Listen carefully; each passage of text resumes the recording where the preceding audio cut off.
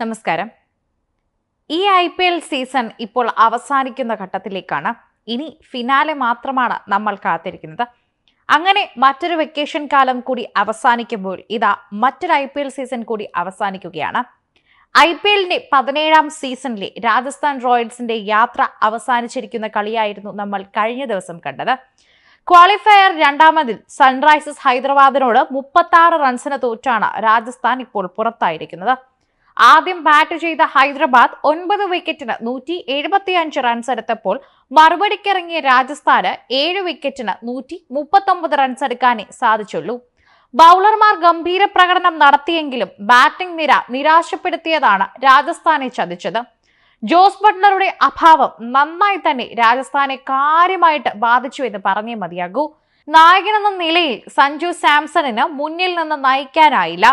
നിർണായക മത്സരങ്ങളിൽ സഞ്ജുവിന്റെ ബാറ്റിംഗ് പ്രകടനം അവസരത്തിനൊത്ത് ഉയർന്നുമില്ല. എലിമിനേറ്ററിൽ RCBക്കെതിരെ 17 റൺസ് എടുത്ത് പുറത്തായ സഞ്ജു രണ്ടാം ക്വാളിഫയറിൽ ഹൈദരാബാദിനെതിരെ 11 പന്തിൽ നേടിയത് ആകെ 10 റൺസ് മാത്രമാണ്. ആദ്യ പാദത്തിൽ വെടിക്കെട്ട് ബാറ്റിംഗ് ആണ് സഞ്ജു കാഴ്ചവെച്ചത്. എന്നാൽ രണ്ടാം പാദത്തിലൊക്കെ എത്തിയപ്പോൾ സഞ്ജു തന്റെ ശൈലി മാറ്റി. ഇത് അദ്ദേഹത്തിന്റെ പ്രകടനത്തെ കാര്യമായി ബാധിച്ചു. നായകനെന്ന നിലയിൽ ക്രീസിൽ തുടരാൻ തന്റെ അതിവേഗ ശൈലി സഞ്ജു മാറ്റിയിരുന്നു. പതിയെ തുടങ്ങുകയും ആദ്യം നിലയുറപ്പിക്കാൻ ശ്രമിക്കുകയും ചെയ്യുന്നതായിരുന്നു സഞ്ജുവിന്റെ ഇപ്പോഴത്തെ രീതി. എന്നാൽ ഇത് സഞ്ജുവിന് ചേരാത്ത ശൈലിയാണ്. പക്ഷേ ഈ ശൈലിയിലേക്ക് മാറാൻ സഞ്ജു നിർബന്ധിതനാവുകയായിരുന്നു.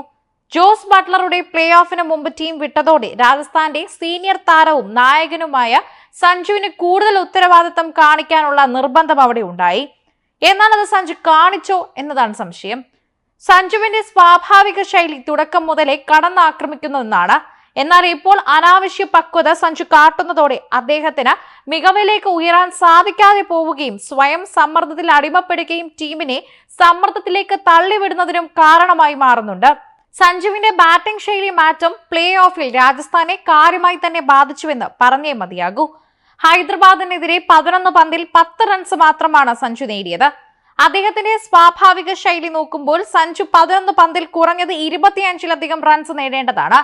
സഞ്ജു മോശം സ്ട്രൈക്ക് റേറ്റിൽ കളിച്ചു പുറത്തായതോടെ പിന്നാലെ എത്തിയത് റിയാൻ പരാഗിനെയും അത് ബാധിച്ചു. വിക്കറ്റ് കാത്ത് കളിക്കാൻ പരാഗും നിർബന്ധിതനായി. ഇതോടെ വിജയ ലക്ഷ്യത്തിലേക്കുള്ള റൺ റേറ്റ് ഉയരുകയും രാജസ്ഥാന് കാര്യങ്ങൾ കടുപ്പമാവുകയും ചെയ്തു. ഓപ്പണർ യശസ്വി ജയ്സ്വാൾ 21 പന്തിൽ 4 4ഉം 3 6ഉം ഉൾപ്പെടെ 42 റൺസോടെ തിളങ്ങി. മധ്യനിരയിൽ ധ്രുവ് ജുറേൽ ഒറ്റയ്ക്ക് പൊരുതി. 35 പന്തിൽ 56 റൺസോടെ ജുറേൽ പുറത്താവാതെ നിന്നു. 7 4ഉം 2 6ഉം ഉൾപ്പെടെയാണ് ജുറേൽ പുറത്താവാതെ നിന്നത്. റിയാൻ പരാഗ് 10 പന്തിൽ 6 റൺസ് നേടിയപ്പോൾ അശ്വിൻ തെക്കിന് മടങ്ങി. വെടിക്കെട്ട് ഫിനിഷർ ഷിംറോൺ ഹെയ്റ്റ്മാർ 10 പന്തിൽ 4 റൺസാണ് നേടിയത്. റോമാൻ പവൽ 12 പന്തിൽ 6 റൺസാണ് അടിച്ചെടുത്തത്. ഇവരിൽ ആരെങ്കിലും ജുറേലിന് പിന്തുണ നൽകിയിരുന്നുവെങ്കിൽ രാജസ്ഥാൻ ജയിക്കേണ്ടതായിരുന്നു. പക്ഷേ സമ്മർദ്ദം രാജസ്ഥാൻ ടീമിനെ ബാധിച്ചു എന്ന് പറയണം. ഇതിന് കാരണം സഞ്ജു സാംസണിന്റെ നിരാശപ്പെടുത്തുന്ന ബാറ്റിംഗ് പ്രകടനം തന്നെയാണ്.